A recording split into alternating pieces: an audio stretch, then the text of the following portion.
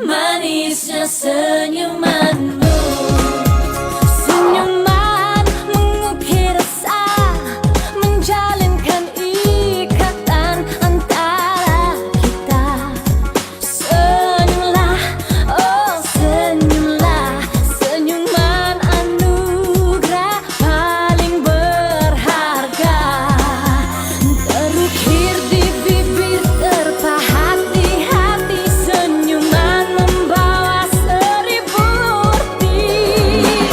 Bertentang mata kita tersenyum mesra, senyuman mencerminkan apa yang di jiwa. Kau istimewa paling utama, yang satu betapa manisnya, manisnya senyumanmu, manisnya senyumanmu.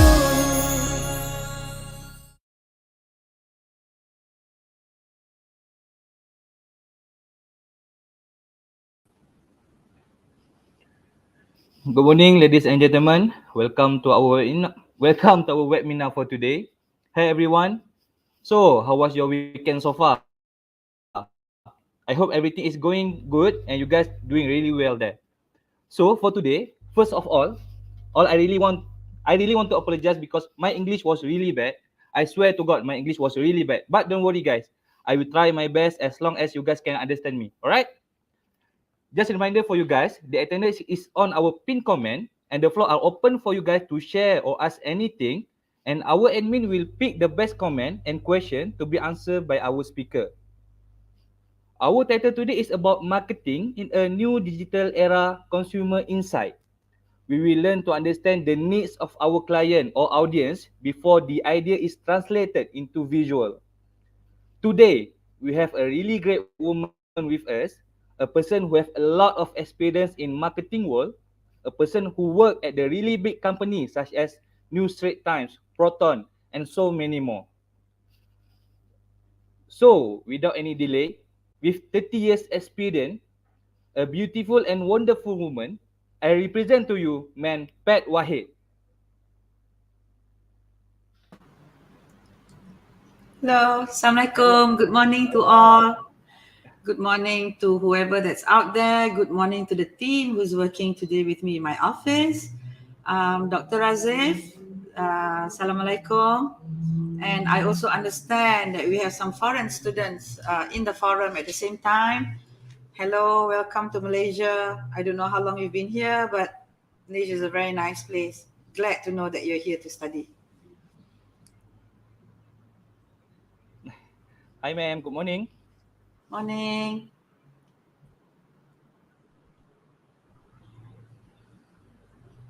How was your weekend? My weekend is good.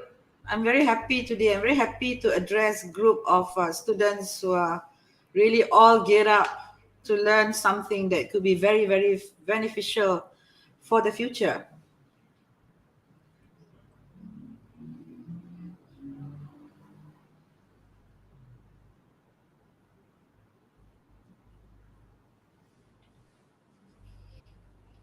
I'm really proud because had this chance meeting you face to face, ma'am, because I know how great you are in this marketing world. So thank you again for being with us today to share many ilmu for us. The sound is quite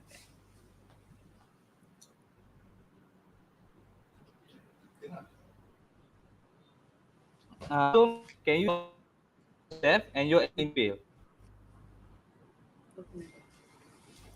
I think I've lost you.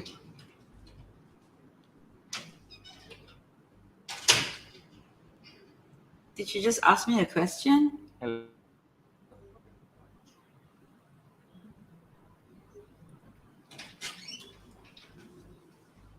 Sorry guys, we have a problem.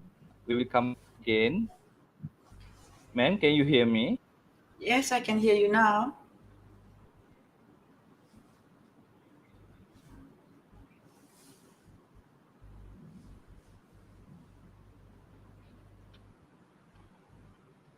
Ma'am? Yes, I can hear you.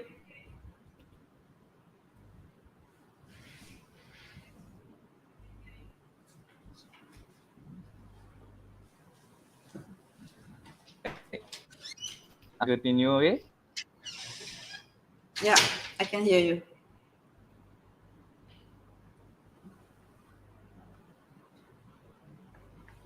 Once again, I really proud because had the chance meeting you face to face, ma'am, because I know how great you are in this marketing world. So, ma'am, can you share with us more about yourself and your experience in this field? Okay. Um, I come from very huge background in marketing. I've worked with an advertising agency called McCann Erickson. When I was there, I handled clients like Coca-Cola in strategic planning, Maxis, and Dettol, and Telecom, and Levi's, and Dutch Lady, and the works. So I think all in all, I have more than easily, if I can call, more than 30, 40 multinational brands that I've worked for. And I've actually covered all areas of marketing and branding.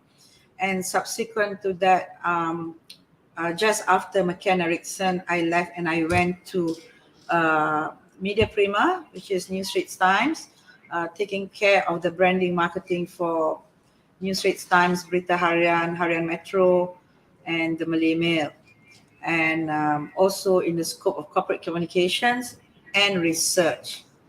I spent about 8 years there, close to 9 years, and after that, I chose to take on a slightly different path to learn marketing in logistics business. So I went over to Post Laju, and I was doing a slightly different kind of marketing where it involves a lot of international regulation. So the kind of marketing that we learned when we were in ad agency, it was more of consumer marketing, connecting with the consumers and stuff like that. So it's very much a two-way kind of marketing practice as compared to logistics. Because it's highly regulated and it's internationally regulated, the marketing becomes more interesting, and there are many ways to craft it to benefit the international market or local market or Asian market. Then I left my job there, and I was actually handpicked to solve a very big issue in the DRB HICOM group, which was an issue with Proton. As you can see, the TV commercial just now that we did, I was there to actually solve um, a very big issue that they had in 2013. So aside from just doing iklan advertising, aside from just looking at the brand, I've got vast experience in retail management, in experiential marketing, and a step deeper, which is customer retention strategy, new market penetration, emotional marketing, and of course the consumer insights. Without the consumer insights, you will not be able to craft and design the right strategy to solve your marketing issues. Okay? Okay, ma'am, that was a really huge experience you have. 35 years is You know such a how old I am really now. long. You're still young, don't worry. Ma'am, I have a question. Why you choose to talk about consumer insight? Can I know? It's actually the key fundamental to marketing. We know marketing, the traditional marketing is the four P's, the marketing mix, which is price, product, place, promotion. That's the fundamental. You cannot change that. So after the four P's, then a lot of people started six P's, seven P's, eight P's, nine P's, and whatnot. Right into the word production is also one of the P's. I think teaching marketing and understanding marketing, you just need to stick to the four basic principles: product, price, place, promotion, plus one, the fifth P, which is people. Whatever products you do, whatever your marketing plans are, whatever design that you do, whichever place that you distribute, at the end of the day, it's going back to people. Whether it's a communication, whether it is household penetration for the product, whether it is for consumer usage, it goes back to people. So when you talk about people, the consumer insight is very, very important. Now, very few marketing practitioners that I know of way back then actually put a lot of emphasis and thought and study to understand the consumers of a country, your target market, the consumers of different variables, different backgrounds, and so forth. Now, Malaysia is a complex plural society. Yeah, we comprise of the Melayus, the Bumiputras. Melayu and Bumiputras are not same, but they can be the same, and very few people know that too, because Bumiputra are also represented by those in Sarawak. The Portuguese in the Portuguese settlement are also Bumiputras. The natives, the orang asli and whatnot, are also Bumiputras. Then you have the Chinese. Then you have many fractions of Chinese. Then you have the Indians. There are many fractions of Indians. And after that, you will have the Dan lain. Now, if you want to talk about marketing issue and addressing an issue, you first and foremost need to understand who are you talking to. When you talk about consumer insights, let's just look at one example. Let's say you want to tap into a 20-year-old Malay girl. Yeah? Okay, leave the slides there. I'm just going to finish this sentence. You're talking to a 20-year-old Malay girl. How many types of 20-year-old Malay girls are there? Students, non-students, some are already married with a kid, some are working, some are doing their own business. If you skew it down to the Malay girls, then you have the free hair, you have those with tudung. Then you talk about those with tudung, they are the hijabsters. They tend to be more fashionable. They follow trends. Then you have those with niqab and purdah. They have slightly different day-to-day lifestyle. Then you have those who are just the normal tudung. Then you have the Malay-speaking girls. Then you have the English-speaking girls. And from that 20-year-old Malay girl itself, I can slice and dice into 34 different groups. Okay, so understanding consumer insight is not just determining who the ad is for, but is crafting the message of the ad and also crafting the right target audience for you to reach out to in that specific campaign. If you fail to do that, one, you waste money in your campaign. Two, you may send a message that's too general. Three, you may not send the right message that you should to solve that marketing issue. Now, what you see on screen right now is just an example of the Indian community in Malaysia. In fact, Iqbal, to you and your team, when I first showed this slide, I think all of you are quite, I won't say the word shocked, but you find this as a new discovery. That when you talk about Indians, there are many subsets of Indians. And I have personally heard my Malay staff greeting an Indian friend who is a Christian, but greeting him Happy Deepavali. And he turned around to say, I'm not a Hindu. I don't celebrate Deepavali. I'm a Christian. I celebrate Christmas. Okay, so I think today itself, for those who are in the forum, can also understand that Indians are Indians. Yes, they are Malaysian Indians, but they come from different subset. Sama juga, it's the same for us like the Malays. Some of us are Banjar, some of us, I'm a Javanese. Saya Jawa dari Kuala Selangor. You know, some of us are Minang, some of us are whatever group they come from. So when you talk about Indian community, then, okay, you look at the first line, that's the Tamil. There are Indian Somalialis. There are the Telugus. They are the Ceylonese. Then you have Chetia, Brahmin. Then the Punjabi. Then the Bengali. Then the Gujarati. And probably a lot more list of them. So this is an example that if you are to address an issue with the community, the Indian community, and if it's about celebration of their festive, aside from Deepavali, okay, who celebrates Pongal the most? What is Pongal? Why is Pongal important? Is Pongal cultural or is it religious? Is Thaipusam cultural or religious? That is something that we must know. At the end of the day, campaign is a campaign, but a campaign is worth nothing if your consumer insights is not correct. Okay? Do we have any more slides of this? All right, I'm just sharing a bit of data to just get you into thinking. Let's just look at the size of Malaysian homes.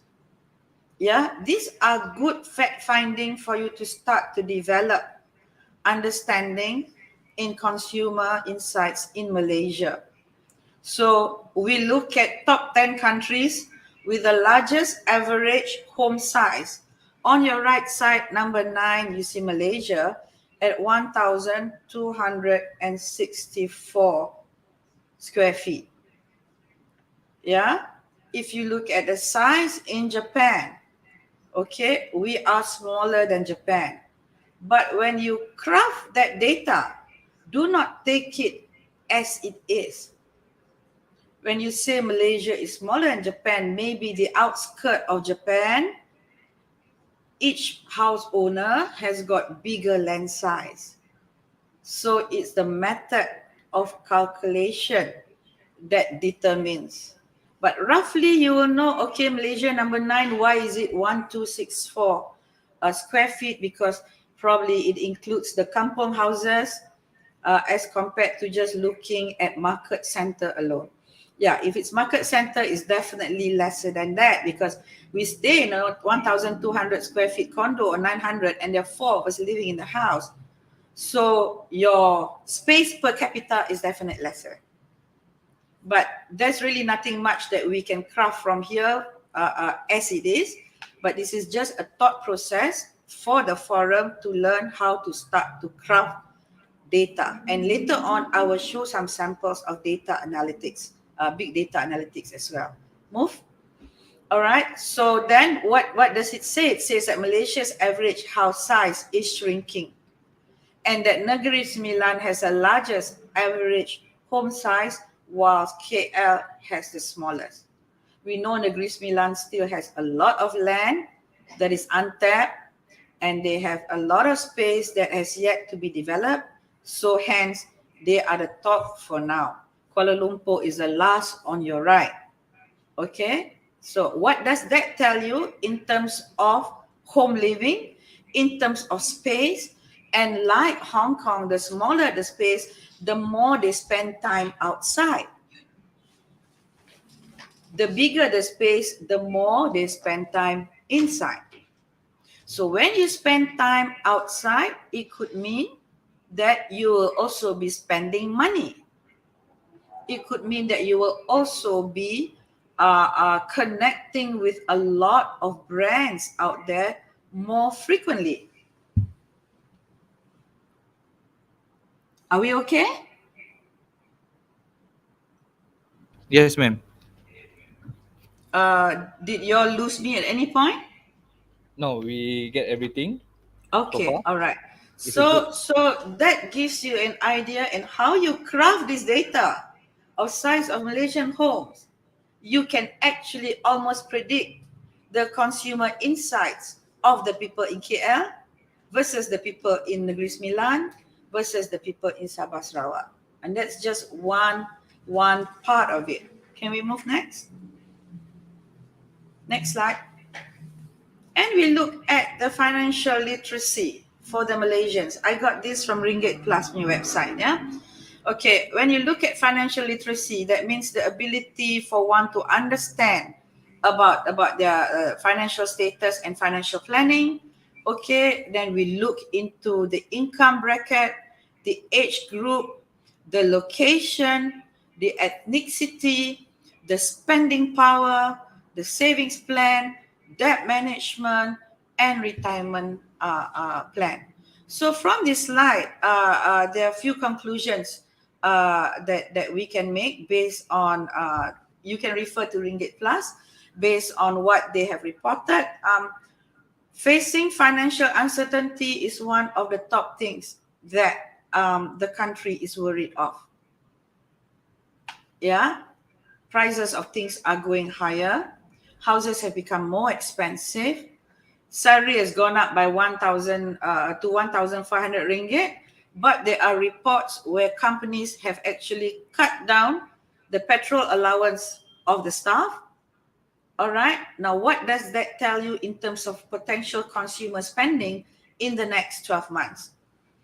Then we look at new payment methods and new payment habits by the millennials. Then we also start to look at personal financial habits.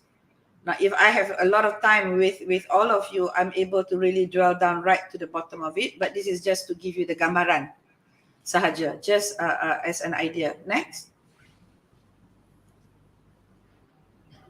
Next slide. Okay, conclusion. No, just now. Conclusion, half of Malaysians save less than 500 per month. This is based on the survey done by Ringgit Plus. Okay, 24% of working Malaysians cannot survive with their monthly salary. 51% can last for less than 3 months if they lose their job. 28% can last over 6 months. 43% overspend what they earn and exactly what their salary is. So overspending could come in terms of debt, which is credit card. Overspending could come in terms of commitment on 0% installment plan. Overspending could also be because of the rising prices of food that is unexpected.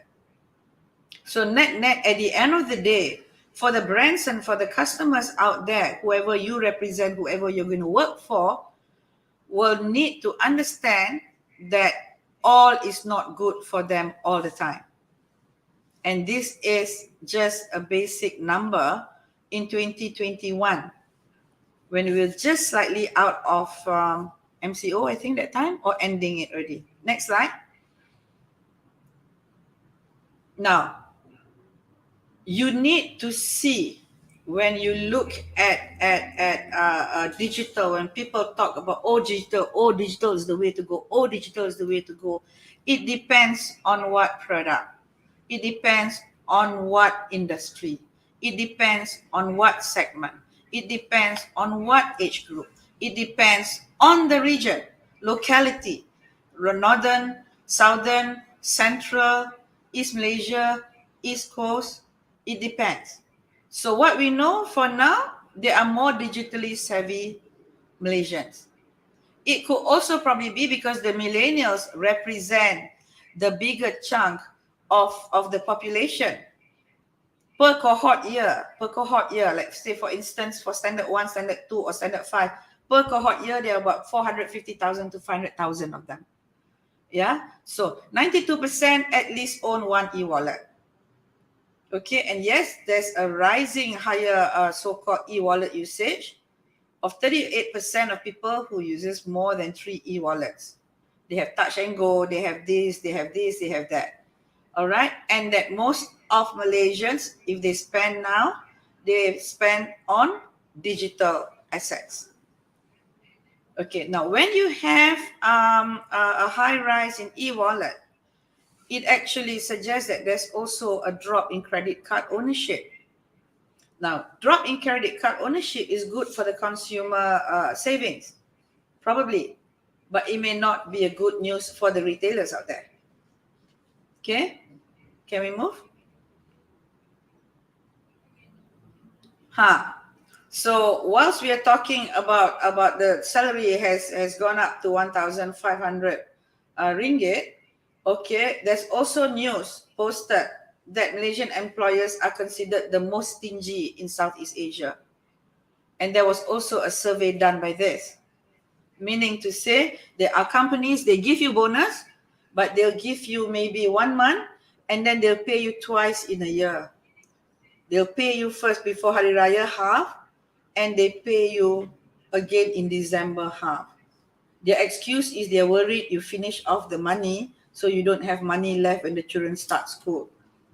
Okay, when it comes to rewards and compensation and also salary hike, I think Malaysian employers do not really demonstrate the real true meaning of rewarding, of salary increment, and so forth.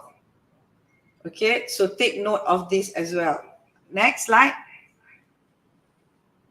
Now, going into understanding of consumer insights, as I said in the last 10 minutes, every little brand or business decision involves insights. Whatever you do, whether it's a government to, or we call it G to C, government to consumer, the communication, whether it is G to G, government to government, whether it is B to C, business to consumer, or whether it is G to A, government to the agents. It involves consumer insights.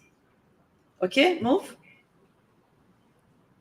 Now, what you need to do actually when we talk about consumer insights, you need to learn to slice and dice the consumer insight. Remember I said just now about hijabster or about the Muslim 20-year-old girl?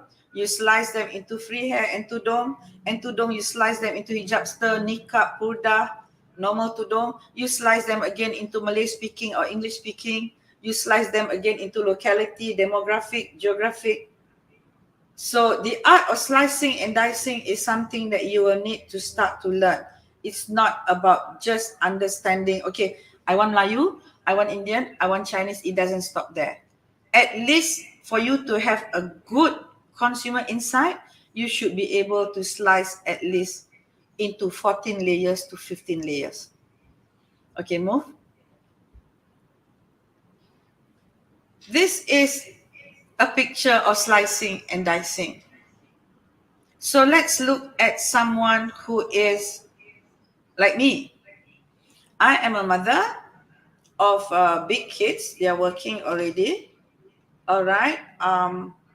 I cook 3 times a week only because the other 4 days, so-called, my kids will have their own dinner outside with friends. Weekends, definitely they are out watching movies. Okay, so what do I buy? What do I push in my grocery trolley compared to someone who is 35 years old or 40, who's got 4 kids and 2 kids afternoon school, 1 in college, 1 in kindergarten, for instance. So the data analytics of the behavior of people like me or the people like the other person that I've just mentioned will actually give you confirmation on the data insights or the consumer insights that you're looking at. Now, big data analytics is something that's been embraced in America from probably 15 years ago. 2-3 years ago, some of us who are not in the IT sector started hearing about big data analytics. But up to today, there are a lot of companies who are resentful on big data analytics because it is too expensive, it's too laborious. Yeah, it involves a lot of insights that they need to cleanse, insights that they need to enhance, and so forth. So what we use currently in Malaysia is we use companies who provide big data analytics services. And only big multinational companies will invest on big data analytics. Okay, for now where we are in Malaysia, we are still very reliant on artists as influencers to bring in the attention to the brand. But bringing attention to the brand does not mean it's converted into sales. It does not mean that it's converted into customer retention. It doesn't mean that it can be converted into big long-term followers. It doesn't, because the consumer's mind is being interrupted. If I can say, because I'm old, I hardly open my phone and whatnot. For people like you all, your consumer's mind is probably interrupted every 3 minutes. Every 3 minutes you get different ads, you get different information, you get different things, and you become very distracted in terms of deciding how to stay loyal to a brand.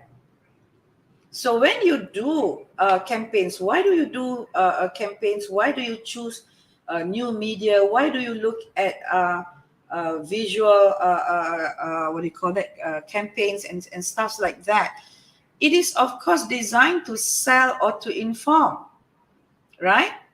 So all the years that I work, every time when I get a brief, it is about selling or informing, or it's about managing crisis, or is it about customer retention, or is it about managing sales? But very few people, when they design a campaign, they look at a strategy to convert the buyers to become their brand influencer.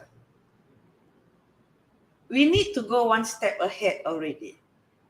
The reasons to advertise because you want them to buy the product, because this, because that, because it tastes good, that has passed, or that's already a given.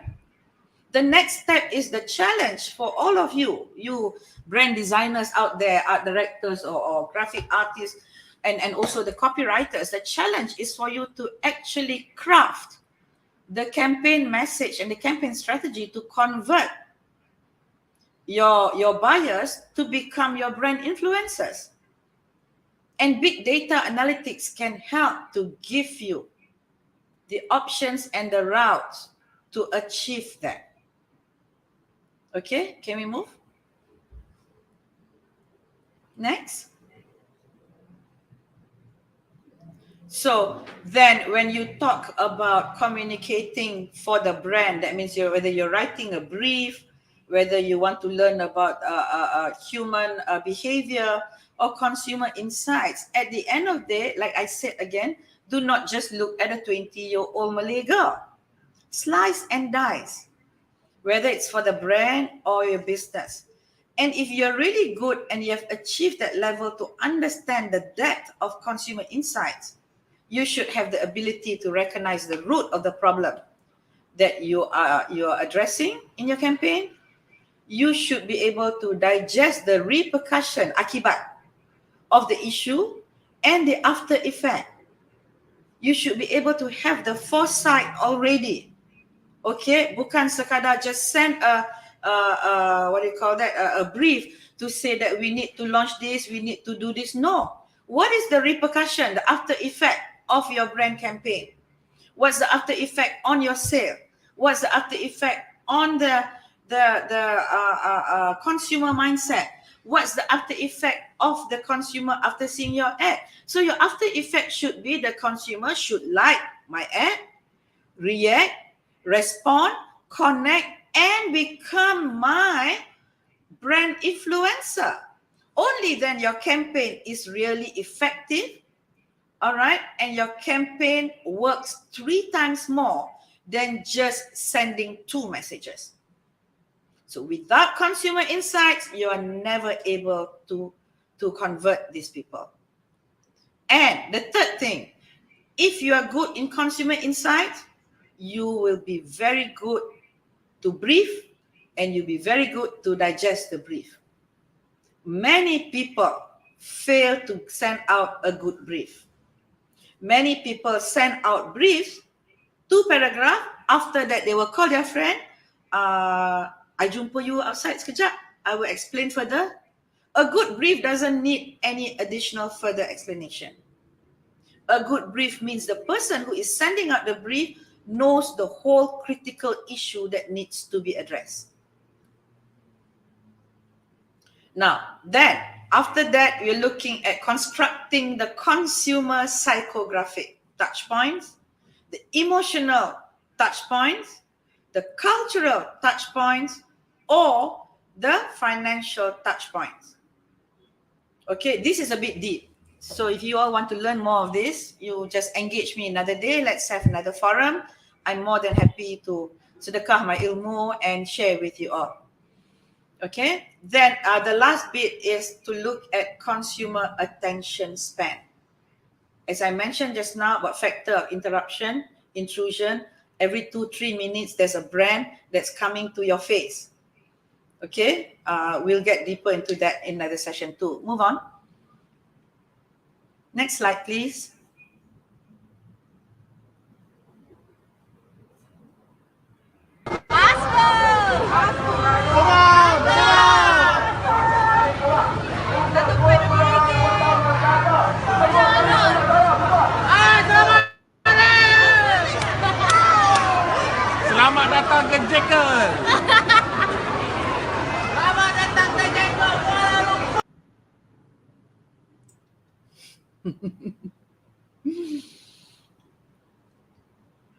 Okay. So let's okay before that. Okay, never mind. I chose to show the video of Jekyll just now. That's exactly the scenario of Jekyll. Probably 4 or 5 years ago, not during MCO, during Ramadan after fasting month, at 8 o'clock they open their doors again to the consumers. So you see the amount of people walking in. There must have been 2,000, 3,000 people in there. These 3,000 people in there, some are just there because they are forced by their wife to follow. Some are there because they have to pay for whatever the family purchases. Some are there to actually buy last minute baju kurung for their mom before they take it back to kampung.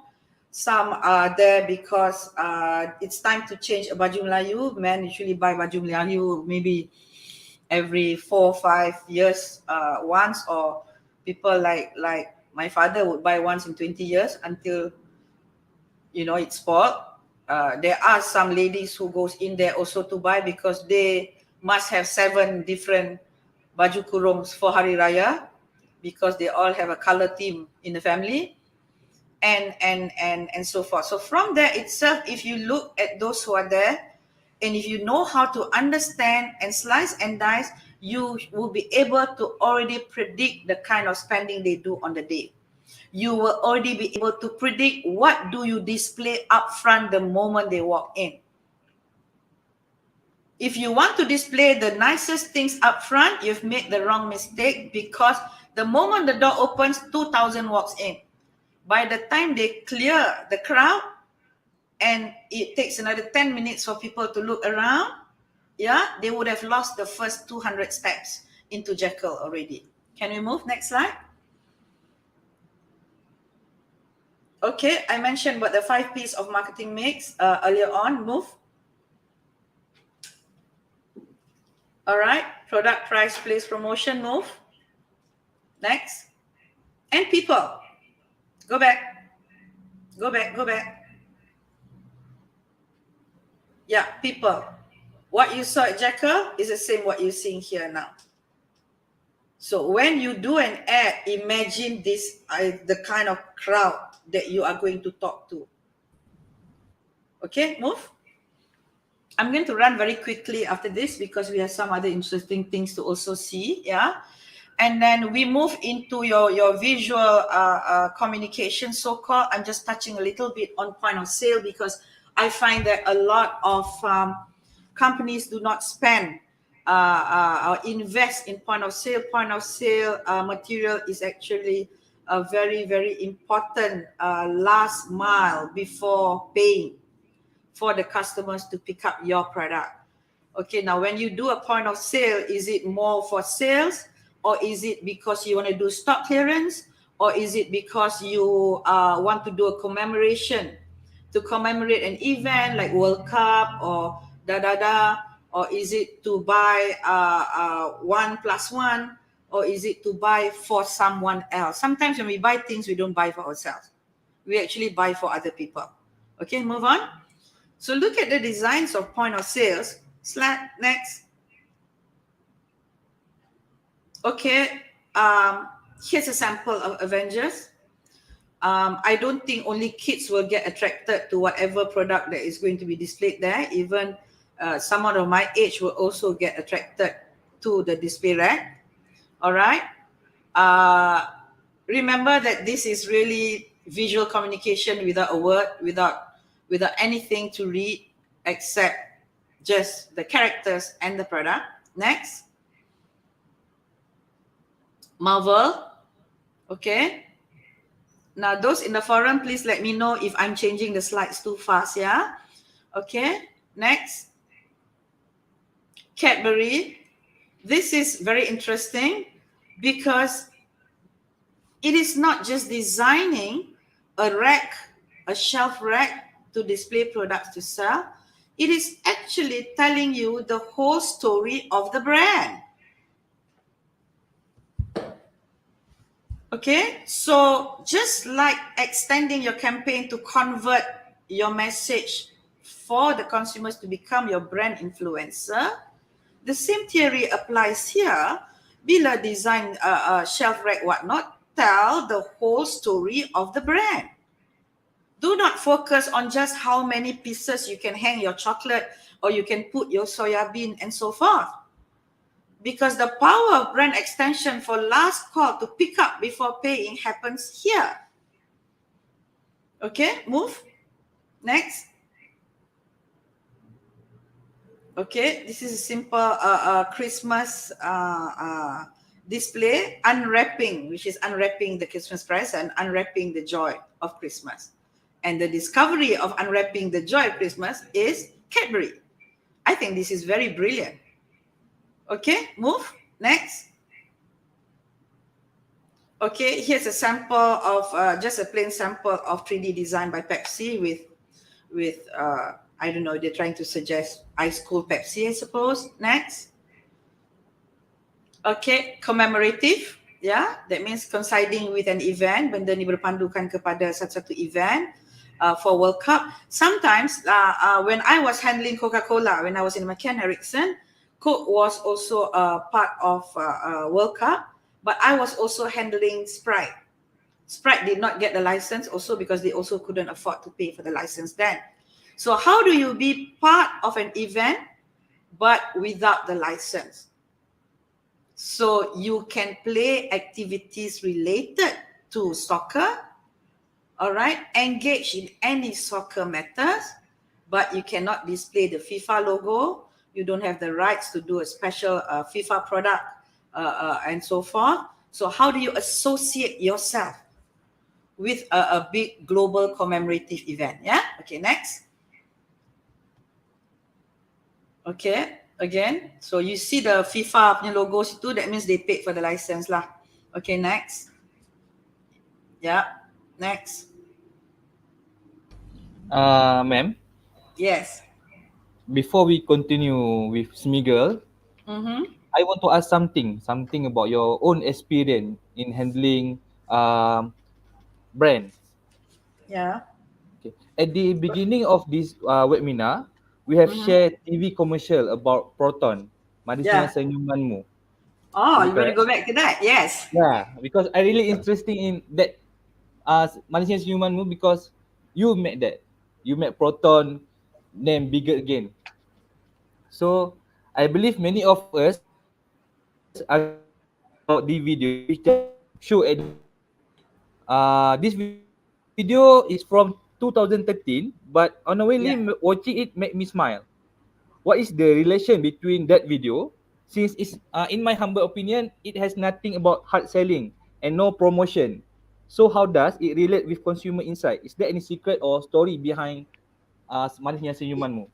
Yeah. That's a very interesting TV commercial actually. I was personally handpicked by the group managing director of the RB Highcom when I was in Post Malaysia to go over to Proton to help out because pada zaman tu at that time Proton's brand value and their management of customer relationship was very poor.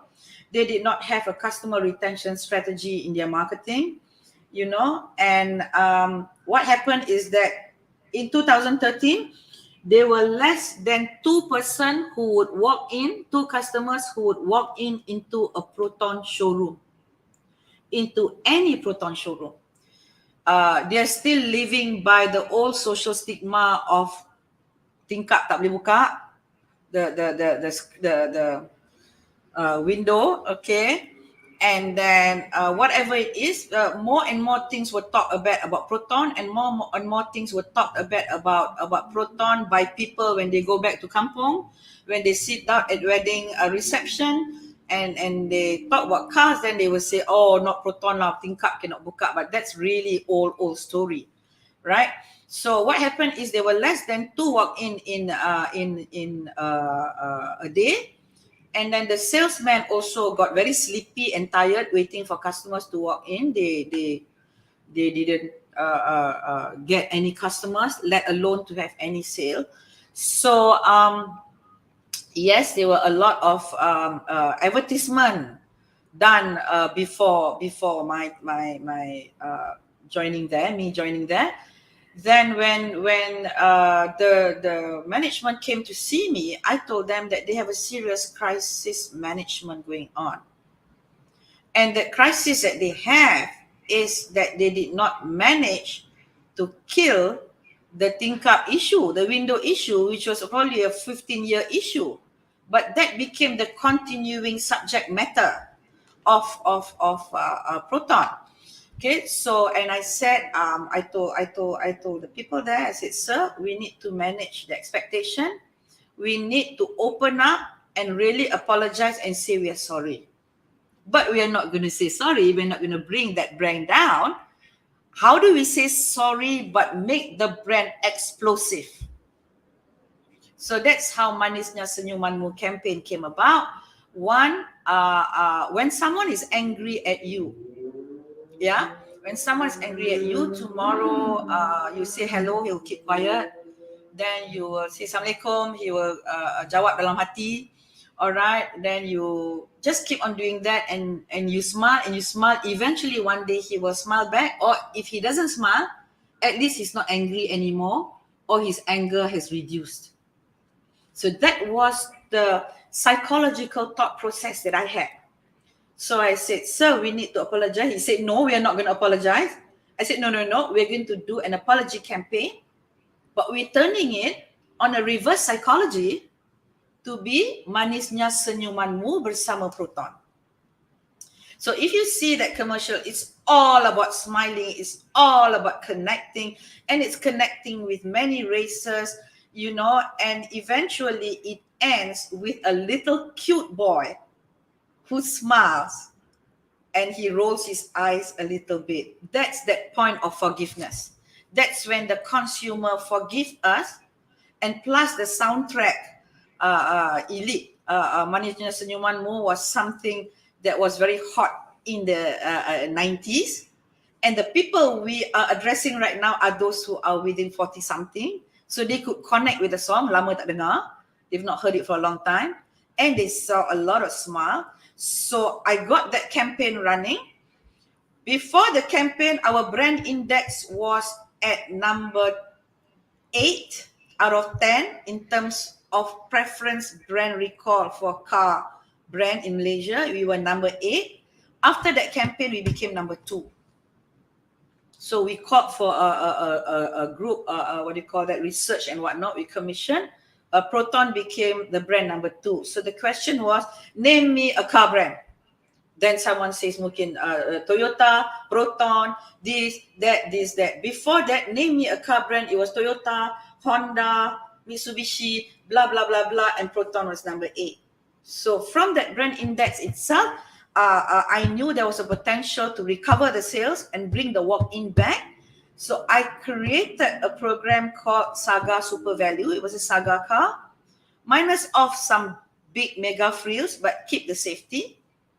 I negotiated with a bank to work on step-up financing for the first 3 years. The thinking for the first 3 years is that at the same time, maaf saya cakap, I have to apologize, because that was around the time where there were a lot of sexual abuse happening on buses, on LRTs, and I think, if I'm not mistaken, some other thing, I think I better not mention, some other rape cases and stuff. So safety was a concern of parents. And safety concern of parents are again the late 40-year-old who appreciated Manisnya Senyumanmu, who has got kids going to college, who worries about the kid walking back from LRT station or by bus. Said, why not we create a campaign to push a third family car in the household? Okay, so the idea of the step-up financing was, the first 3 years, bayar dekat bank, you pay RM240 per month. And I created a campaign where the Kak Long was sitting next to Ayah on the sofa, and the mother was there and did a bubble talk, and the Kak Long says, boleh lah ya, RM8 sehari je, 240, so RM8 sehari je. Ayah, you pay first, okay, Ayah bayar dulu. Bila Kak Long dah graduate, Kak Long sambung bayar. So then the mother came into the picture, and the mother said, okay juga, not bad, at least we have a third family car. So I played on the Bubble Talk campaign. I have all the creatives already somewhere, but I can share with you later. With that, I launched the ad on a Saturday. Lillahi ta'ala, on Saturday, I was at Mutiara Damansara Proton punya showroom. Showroom buka at about 9 o'clock. At 8:30, people were queuing up with the Star newspaper punya page 3 ad. We sold, not only we had a lot of walk-ins after that, alhamdulillah, we sold 66,000 units of Proton Saga Super Value with 8 months of waiting period, with total sales of almost 3 billion ringgit. 2 billion plus to 3 billion ringgit. So that was the thinking of consumer insight that has brought about a strategy to save the company. Okay, can we move? I think we are taking a lot of time. If you all have to leave and exit, please let me know. If you're happy to stay on to listen more, please stay on and listen more. Okay, yeah, next. Thank you, ma'am, for the all we talk about Proton is all clear now. I have different question. Yeah. Is it not easy to bring something different either in an organization or even a society? Looking at what you have done with Proton Senyumanmu, especially how you break the norm, breaking the taboo or tradition in order to be the first or to set the trend. Okay, right. That's a very interesting question. Breaking the taboo and setting the trend are two different things. Yeah, breaking the taboo means you melanggar pantang atau kepercayaan atau the culture of a certain country. I have got something very interesting to share with you. All right, but breaking the taboo and trend setting is very easy, especially these days. You just get someone who look pretty or someone who's prepared to do something funny or an artist, yeah, engage them to become the brand ambassador, navigate the journey of your campaign. Inshallah, you can reach your trend setting very fast. Yeah, but breaking the taboo is very difficult, especially if it involves religion or race. So let's take a look at what Nike did to penetrate into the India market.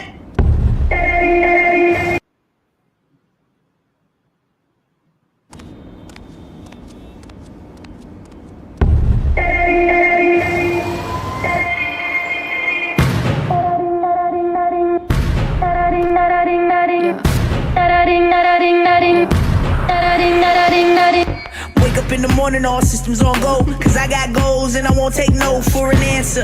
Got the grace of a dancer, the heart of a panther. I don't understand you.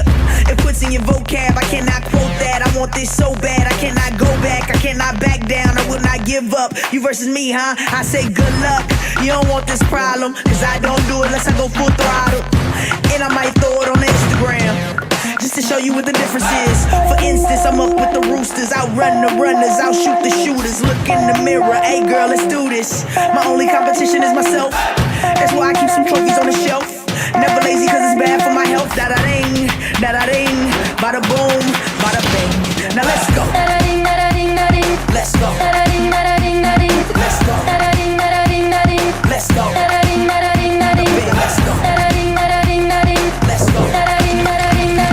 Let's go. Let's go. Let's go. Da-da-ding, da-da-ding, da-ding. Game on, about to do my thing. Guess who stepped in the ring? The last one left in the ring. Can't lose cause I work too hard. Ab game like, oh my god. Boss chick, my pull-up game is so sick. Don't think I lost it, I'm just getting started. It's time to sweat. Another rep, another set. Oh yeah, another lap, another mile. About to turn up the dial.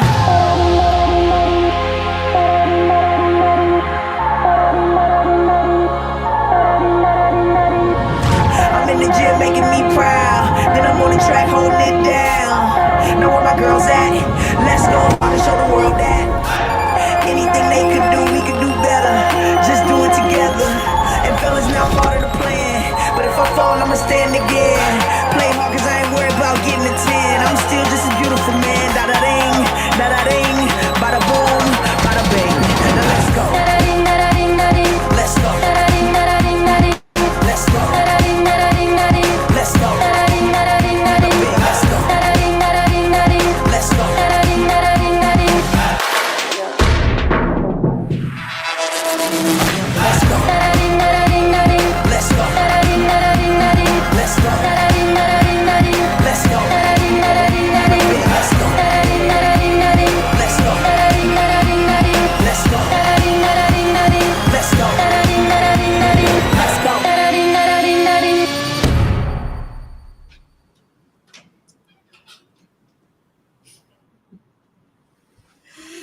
that's breaking the taboo.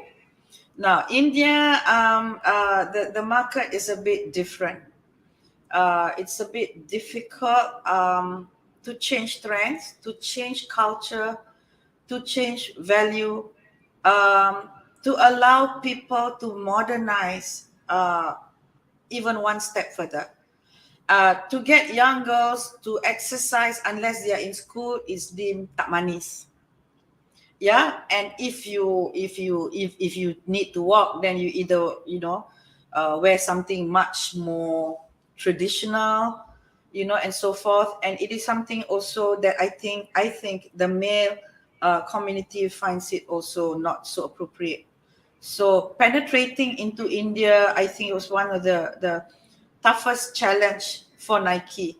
Not only it's about taste and lifestyle, it's about tradition and culture, right? And I think they picked the right talent for that. Deepika Padukone, who is the badminton women champion, the daughter of Prakash Padukone. Yeah, and if Deepika is already a champion at world level, it's okay for her to get into sports. Therefore, it should be okay for any other girls to get into sports. And therefore, if Deepika is wearing sports attire and trainers and whatnot, then it's okay for the other girls to also get into that. So that is actually one of my favorites because you could see in the commercial at some point, you got a few men who were sitting on the roof, kat atas bumbung. They watched it with a kind of, I won't say the word approval, but they did not watch it with hatred. And when the camera zooms that, I think that somewhat gives the consent that it's okay for the girls to actually open up. Thank you, Shafika. All right. Next. Okay, we touched on apa tadi kan? The one is on taboo, the other one is on trend setting. Yeah. Trend setting. Yeah. But trend setting it's you see, it requires a lot of effort and a lot of understanding. Like how Starbucks penetrated into China, a country where 1 billion of them drink tea. They drink tea morning, they drink tea at 10 o'clock, 11, at 12, whatever, and they have hundreds types of teas. They plant tea trees everywhere, and suddenly Mak Saleh wants to go in and say, hey, drink coffee, yeah? So it's almost that kind of effort, but I think it was easier for Starbucks because a lot of the young ones were exposed to international movies and so forth, and Starbucks brand placement helped somewhat to make them want to be American, therefore drink Starbucks. So China is now, I think we have some Chinese guys in the forum. China is now more, not only they're more open to drinking coffee, but they've also started their own coffee brands. Okay. Next. Thank you, man. It's a good explanation about breaking the taboo versus setting the trend. Before that, to all attendees, if you have any question related to this topic, please state your question in the chat section. Our admin will pick the best comment, and some question will be answered by Ma'am Pat WAHID in a Q&A session later. So, ma'am, since most of us here are art and design students, can you advise us on how to be a wise designer? As example, kids product design require bright colors, funny typeface to attract their attention so that they choose to buy our product. But how we want to let their parents think that they need to buy this product for their children?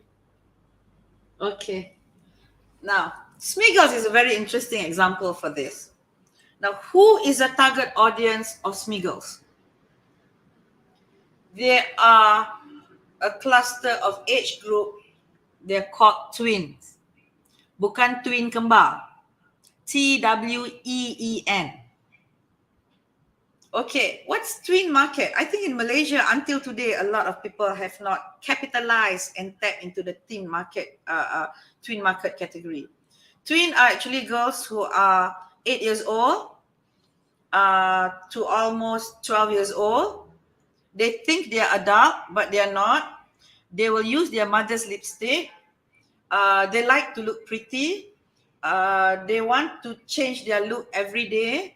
If they have dua tudung, then they want 4. They got 4, they want 6. They got 6, they want 10. That's twin market for you. Now, twin for girls is different than twin for boys. Because boy starts to react and detach himself into a different level when they are about 12 or 13. Girls start as young as 8. Okay, so Smiggles actually took the opportunity to tap into the twin market, and this twin market are the kind of girls who are close to their moms. They are not the twin who are not close to their moms. And girls who are close to mothers, and mothers being mothers compared to fathers, right? Mothers will spend more, not so calculative in spending on unnecessary things. You know, the selling, we call it the consumer selling proposition for Smiggle is really good. It's like you want to make yourself complete, so, and you go to school, so starts with a water tumbler, then let's have the pencil box, then let's have the small handbag on weekends, then let's have the sports bag, then let's have the school bag, you know, then let's have the blah blah blah blah blah blah blah, and soon into hairpin and into cekat rambut and whatsoever it is. So I think this is a very brilliant business. It's a very brilliant brand, and they are very, very aggressive, and they work hard to stay current. They work hard to stay in. And the interesting thing about this Smiggle is, like I spoke to one of your classmate here, is that Smiggle's market is for the decision buying factor is not just mom, it's not just dad, it's also the aunties. And I'm a matsu. Like your colleague, she's probably a mak ngah or a mak lang or whatnot. And the nieces will come to us to say, oh, my birthday, I want Smiggles. Oh, really? Is that what you want? So the aunties will also buy for them. So share a wallet for Smiggles. All right? Share a wallet for Smiggles from Matsu or Makna can be as high as a share a wallet of Smiggles from their own mother. That means the preparedness for Makna or Matsu to pay for Smiggles is equivalent to the mother. But the preparedness of Makna and Matsu to buy them baju kurung for Raya may not be as much as a share wallet of the mother. So understand the meaning of share a wallet. Okay, the preparedness to take out money to spend. Someone just asked me a question, so you're going to keep that question, Ikma? Yeah, And I I will gonna answer keep that. it. Tunku Kamal Yeah. Ikram just now. Yeah? Okay. Thanks, Tunku Kamal Ikram. Okay. All right. Smiggle staying current but still have that brand Ma'am. identity in the design. Good. Okay, yes. Thanks, Amira. Can we continue to the next question? Yeah. Someone complaining about Okay. time already? No, it's No? okay. We Okay. have a long day with us. All right. Ma'am, now we touch on old media and new media. What is your perspective on the effectiveness of new media 10 years or 20 years ago and the effectiveness today? Okay, you're talking about effectiveness. What's my perspective on effectiveness of media 10 years ago and 20 years ago, and the effectiveness of media today? Of course, media today, there are a lot of options. Yeah, there are a lot of channels as compared to 20 years ago. But 20 years ago, even if you don't have many channels, whatever channel that we had, it was still very effective. Because people were well learned and well read those days. People had the time to spend to read. The young ones like you all now, you don't have time to read. You either listen very quickly to a TikTok, you watch, and that's it. You got that message. So what we have today is effective. What we had then is also effective. But your question should be crafted differently. Your question to me should be the value of media in terms of spending and the return of spending. That should be your question to me. And this is what the slide that I have prepared, which is cost per tab, Tab 2 is target audience rating points. That means that particular person you want to tackle, all right? Or your cost per reach, which means to say if you spend 1 million ringgit in your campaign, 1 million ringgit in your campaign, and your target audience rating point, okay, that you're trying to go for, maybe a certain amount. So that value too, you divide by so-called your cost per reach ke, it will tell you what's your cost per hit. Okay, so 100,000, 1 million ringgit. If you manage to do a campaign blast to reach 1 million people or 1.2 million people, so what you do is 1 million ringgit divide by 1.2 million people gives you 0.83 cent. That means your cost per hit in that campaign is 0.83 cent. Do you all get this? If no, can someone type no? I can repeat. For me, I get this, but if any audience doesn't get it, you guys can comment on the comment section. Okay, But no so far, comment. So that means what ma'am tell us is really clear. okay, yeah. So it's about measuring the go back. Okay, the other thing is OTS, opportunity to see. This is a challenge for digital marketing, for digital media, because the likelihood for you to see that is not the same as newspaper then. Newspaper, you buy one copy, there's 7 in the house, someone will take turns to read the paper. So your OTS, your opportunity to see that ad, can be 2.3 times a day if you take the newspaper 3 times. But for digital, it's different. It's a lot lesser. Okay, move.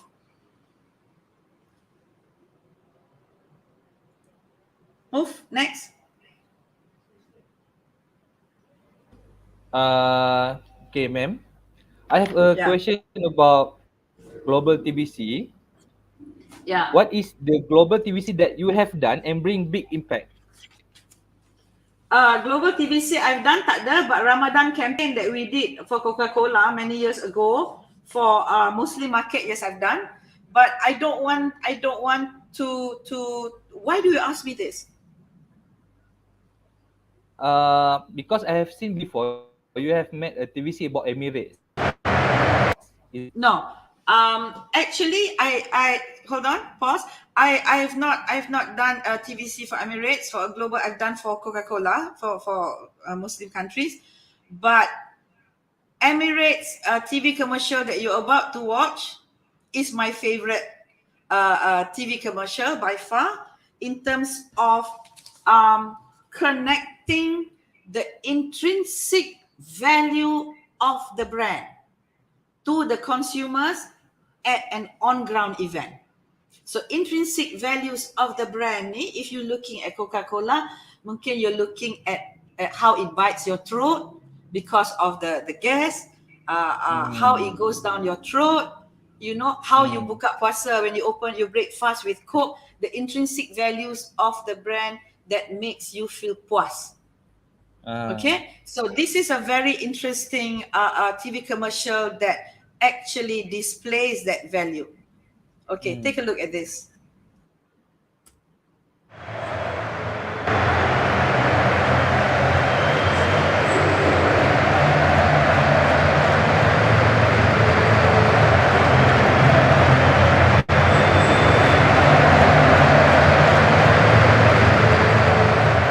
A Emirates dá-lhe as boas-vindas a bordo do Estádio da Luz. O seu entusiasmo é muito importante para nós. Pedimos, por isso, a sua atenção para as instruções que se seguem. Neste estádio, existem 32 portas, 65 mil adeptos e 2 balizas. Este jogo terá a duração de 90 minutos, com uma paragem de 15 minutos ao minuto 45. Estamos quase prontos para a entrada em campo da equipa do Benfica. Pedimos-lhe que nessa altura coloque toda a bagagem de mão aos seus pés e assegure-se que todos os aparelhos eletrónicos estão desligados para que possa concentrar-se em dar à sua equipa o apoio incondicional que ela merece. Chamamos agora a vossa atenção para as regras de utilização do cachecol. Coloque o cachecol sobre os ombros em sinal de benfiquismo e mantenha-o apertado durante todo o jogo. Em caso de golo, os cascóis saltam automaticamente. Coloque-o sobre a cabeça e respire normalmente. Adeptos acompanhados por crianças devem abraçá-las nesta altura. O jogo está prestes a começar. A Emirates agradece a vossa preferência e deseja a todos um bom jogo. Carrega Benfica!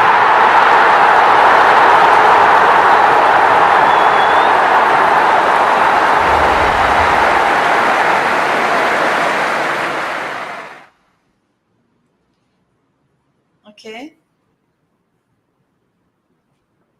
Next, Iqmal.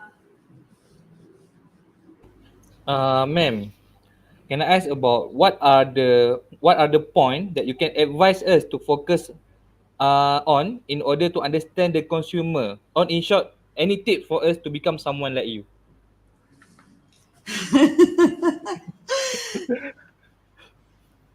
You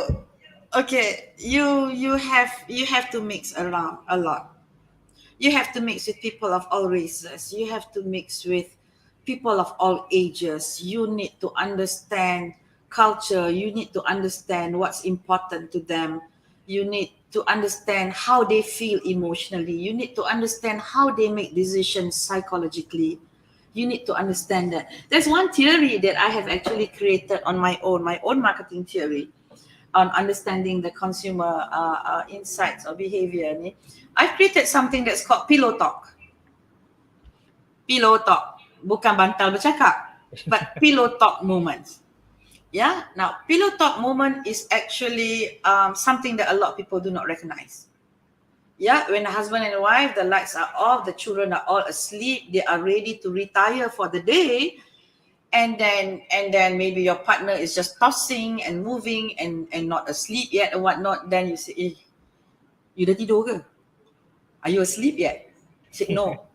Then you say, the Mazda X5 that we saw just now, actually the red color is better, because tak nampak kotor.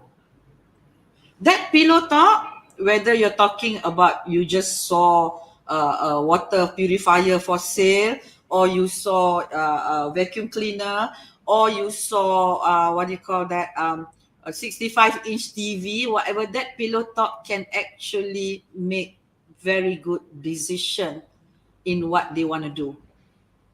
You'll be very surprised when you look at houses for sale, you go around, or you look at houses for rent. The moment actually happens, decision making, where it makes sense, when your mind is clear, your partner's mind is clear, the whole house is quiet, the decision is made during pillow talks. But I have not registered an IP that right for pillow talk marketing, but it doesn't sound right. But that's really the truth among married couples.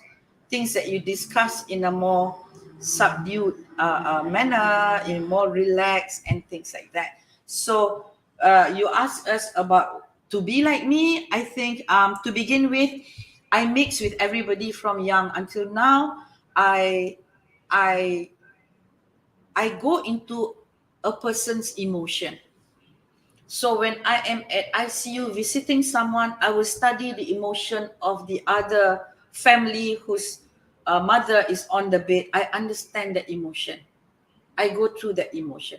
I understand lifestyle and how they behave, their share of wallet. I even monitor when people do their grocery. I look what's in their trolley.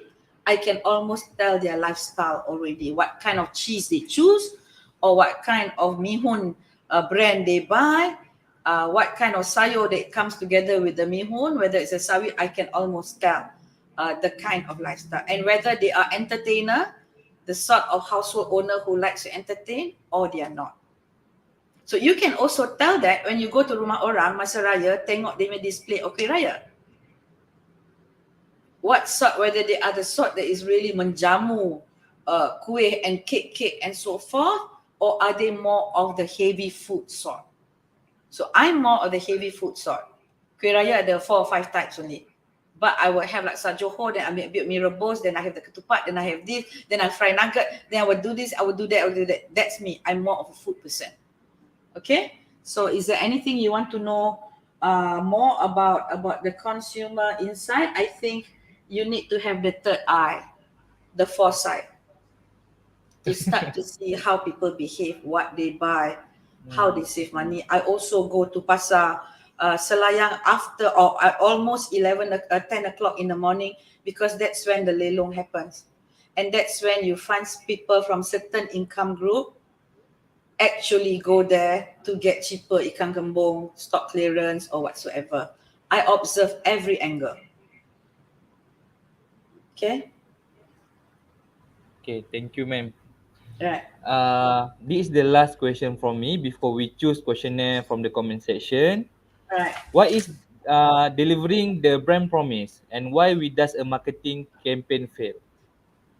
What is What is delivering the brand promise, and why does a marketing campaign fail?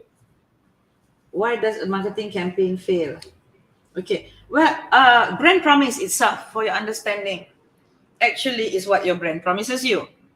Okay. Now, if Secret Recipe promises you the best of cake, then the cake must be gebu. It has to taste right. It has to have the right level of cream. It has to be something that is modern or a touch of modern. So those are the brand promise. So when you buy the cake better taste good. Yeah, I don't know what's the tagline. I forgot, but they have to live up to the tagline, for instance. All right. Now that's delivering the brand promise. Okay. Now turning the brand promise into a consumer real experience is my experience, which is delivering the brand promise. When Bank Islam rebranded, I happened to be in the building dekat Bank Negara in Shah Alam. There's a building there. There's a Bank Islam, and I actually was just looking for an ATM to just withdraw money. Then I saw Bank Islam, and of course they communicate what Islamic values, Islamic financial values, and things like that. And I was telling to myself, I said, okay, so I'm wearing a dress now, and I don't wear tudung. Can I go inside Bank Islam ATM site just to withdraw money?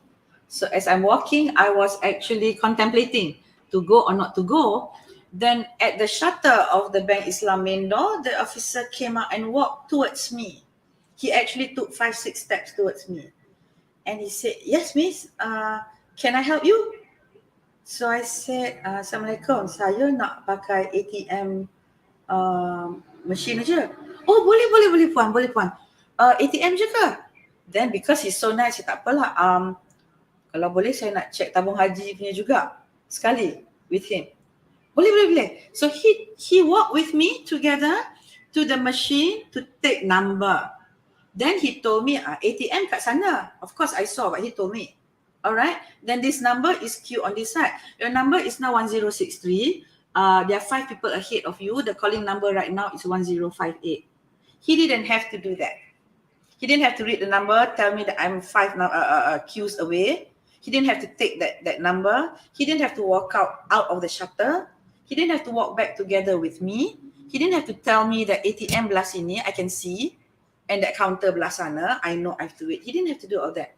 But he delivered the true value of terima tetamu in Islam. And I was very, very touched with that. After that, I got 4 relationships with them. On loans, on account, another account, and I actually shut down a few other accounts, and I converted all to become permanently Bank Islam.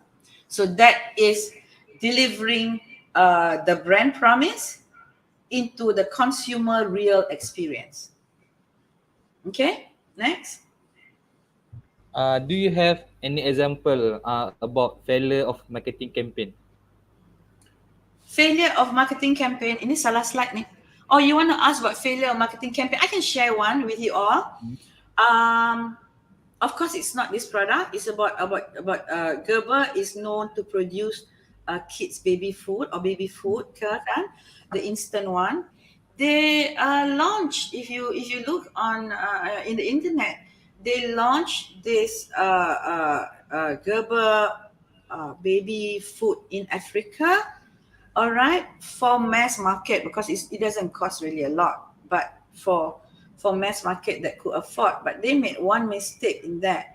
They forgot to check the consumer insight on literacy. Kebanyakan orang at that point of time, probably 20 years ago, couldn't read. So because of that, they failed to sell the product. And what they should have done was understanding that market people are illiterate, most of them at that point, or they probably understand different language. Like if you were to go to Pakistan or India, for instance, different language. All right, then they could have just used design of pictures of carrots and pictures of tomatoes and pictures of blah blah blah blah, which would serve the same purpose, yeah, and not confuse the buyer. In fact, help the buyer to make better buying decision. So Gerber's in the first entry into Africa, they failed. So that's just one example. Okay, next. It's very detailed and interesting topic from ma'am. But before we end our session, we would like to answer questionnaire from chat. Is Are we there any? ending our session already? You want to take yeah, that's a question. From Lobak Putih, sometimes there is a taboo topic that is shown in the ads. What is the key point of breaking the norm to avoid negative comment from the public? It's a great question. So do I call you Mr. Loba or do I call you Mr. Putih? Yeah, very interesting. Okay, what is the key point of breaking the norm to avoid negative comments from the public? It depends on what the subject matter of taboo is. Yeah, taboo is not necessarily religious or definitely not religious, but it's something that we grow up to believe because that's what our tok nenek tells us. Let's look at the taboo of leaving your doors open masa maghrib. Why is it that during the maghrib prayer, my mother or my nenek will tell us tutup pintu, tutup tingkap, setan lalu. Okay, so is there no setan during Asar or Isya or Zohor? I used to ask that question, of course lah, kena pukul dengan hanger kan, mulut macam tu. But really, but that's taboo and that's what I practice till today. I don't know why. When they nak dekat maghrib, I will pull the curtains.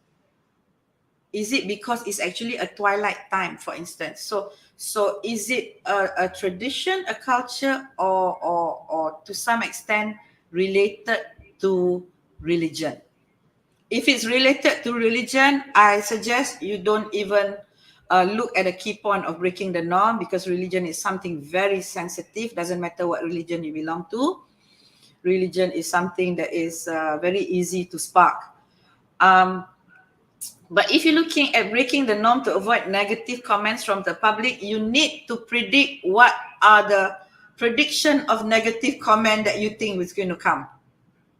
From there, you will see which are the ones you can tone down, which are the ones you can handle, which are the ones you can just sweep under the carpet and try not to address. Yeah? Now,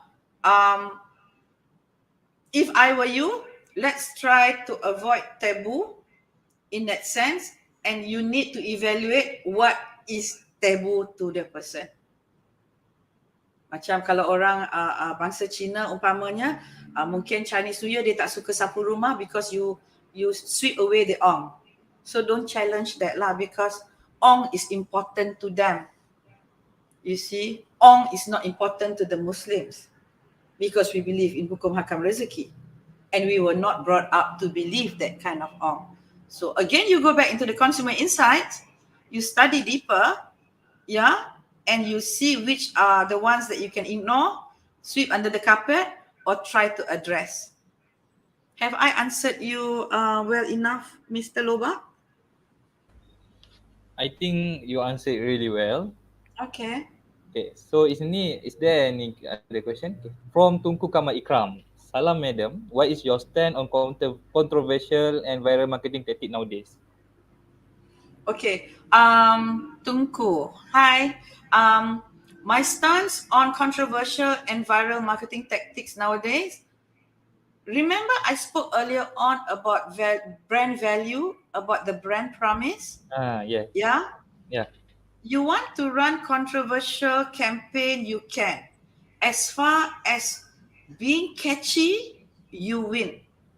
Mm. As far as building the brand value, you lose. Now, you want to talk about viral marketing tactics? Yes, it's good as far as trying to capture attention sahaja. But in terms of value in consumer engagement, you will lose. So it can serve a purpose, sekejap, temporary, but do not keep on doing it viral.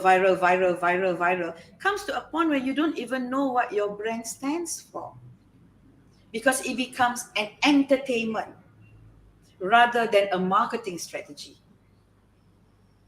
Is that clear, Tunku? Okay, thank you. Another one from Rushdi Hanis. Is there any upcoming project or are there any vision of ads that you interested to work for? Yes. One of them is actually on global warming. Hmm. The other one is actually looking at correcting, um, what's the right word to use? Correcting the adab of the new Malaysians. Oh. It may sound a bit sensitive, but I think adab is very important for our country because we come from multiracial background, but not just interracial. Adab is very important as a human being. And I think generally a lot of people have lost that because they have money or because they have connection or because they have a certain superiority in themselves. And that's really eating away the real value of being true Malaysians. Hmm. But as far as global warming is concerned, I think the campaign has failed because people don't understand what global warming is all about and how it affects them and their anak cucu in the long run. We keep on going on ozone on and no zone and too technical, too scientific. When you're talking to all Malaysians, there are probably 55 subsets of Malaysian in understanding global warming. So what is it for them to participate that they should benefit? At the end of the day, it's about what they benefit, your consumers. Yeah, that uh, good enough, I think, for now. Okay. We have another last one question for you. Yeah. Okay. In your opinion, what challenge will impact the marketing industry in the next 5 years? Okay. When you talk about marketing industry, you're talking about two things. Yeah. One is the marketing practitioner or the businesses, as in the management of a company. The other one, you're talking about the products. So I'm not going to go on the product side because product depends on what consumer demands for. But if you're talking about marketing industry, I think Malaysia as a country has failed in marketing. In fact, if any, up to probably 10 years ago, mungkin we started offering degree in marketing. Otherwise, marketing is just a subject under business administration. And a lot of people seem to think that marketing is iklan digital. Hmm. Okay, thanks to some experts out there who keep on saying that iklan is not marketing. Iklan is a subset of marketing.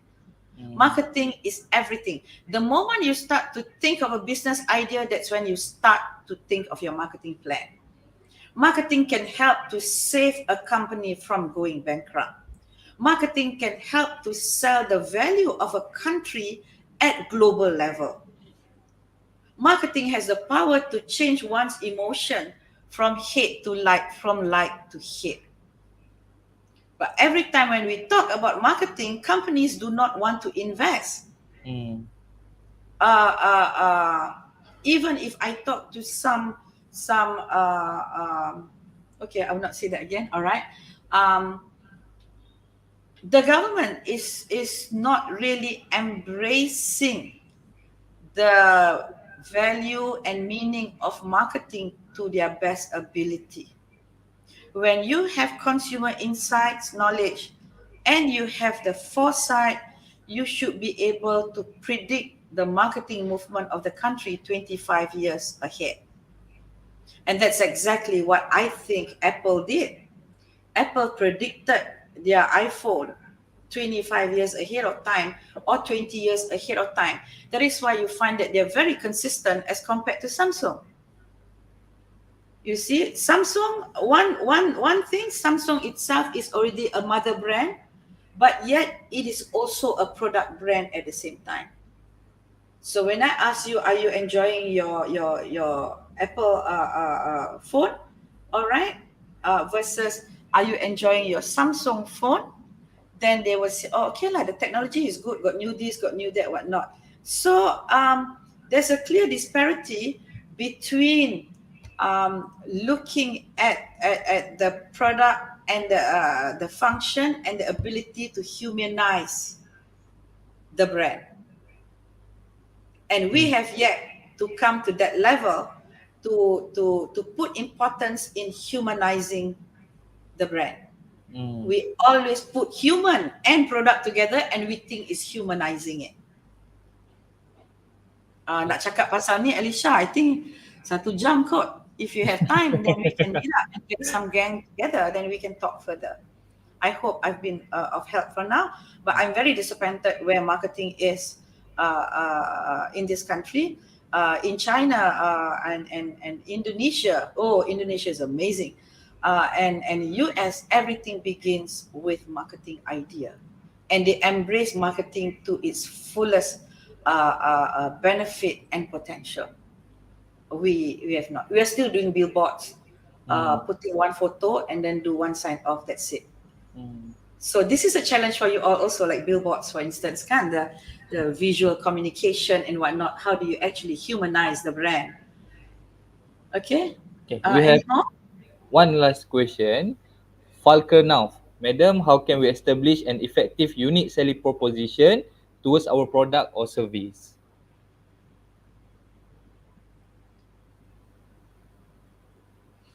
Your USP, if it's towards a product, yeah, then it becomes the consumer selling proposition.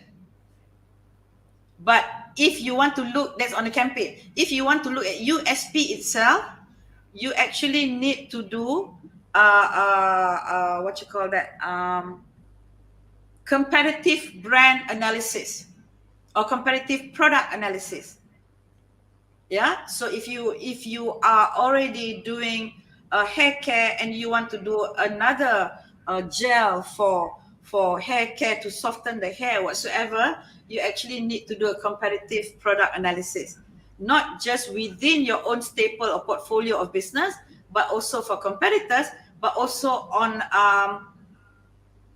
psychographics. Now, if it involves food, then you need to do your share of throat study, SOT. Share of throat ni is actually kebarangkalian sesuatu makanan melalui anak tekak anda. The likelihood of the food to go through your throat, that's when you need to do a proper USP. So very simple share of throat I can share with you is, if you're really very thirsty after running 5 rounds of Taman Perdana ke Titiwangsa ke, you're so thirsty and it's so panas, and then you go to the booth, at the end booth, you see a bowl of cendol and you see air kelapa, which one will you take?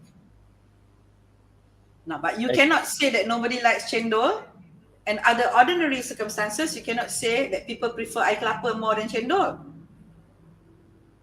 Because air kelapa is not something that people park the car on the side frequently to sit down and drink, as compared to stop over for cendol.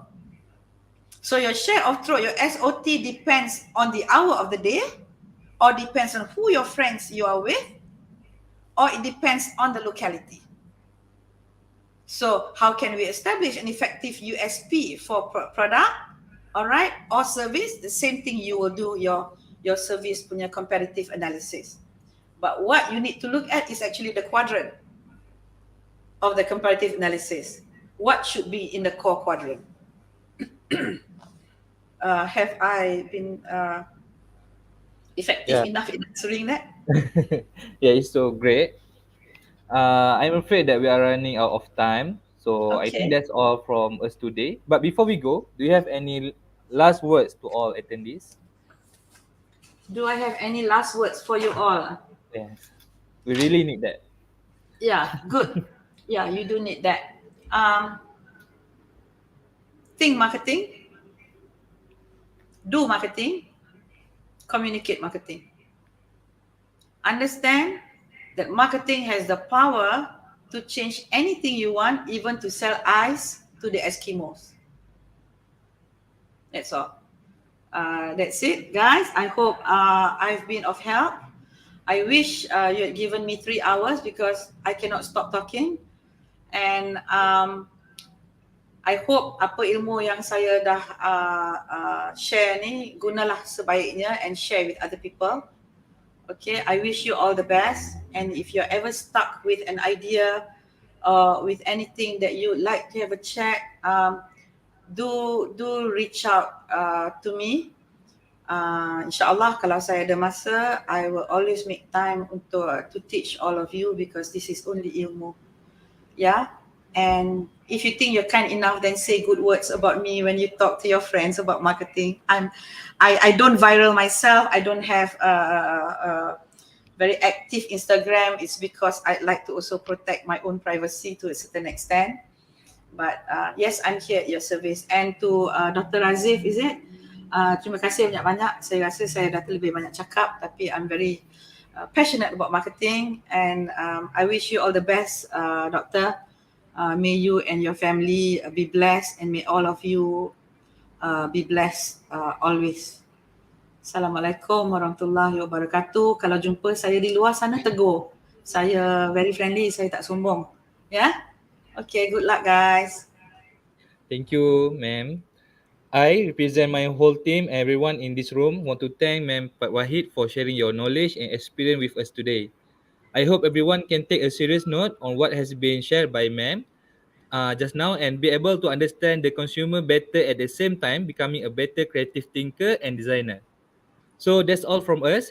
Thank you and have a nice weekend. Thank you, Okay, everyone. thank you to those who also said thank you and posted and replied whatnot, yeah? Take care guys. Assalamualaikum. Bye. Thank you, everyone.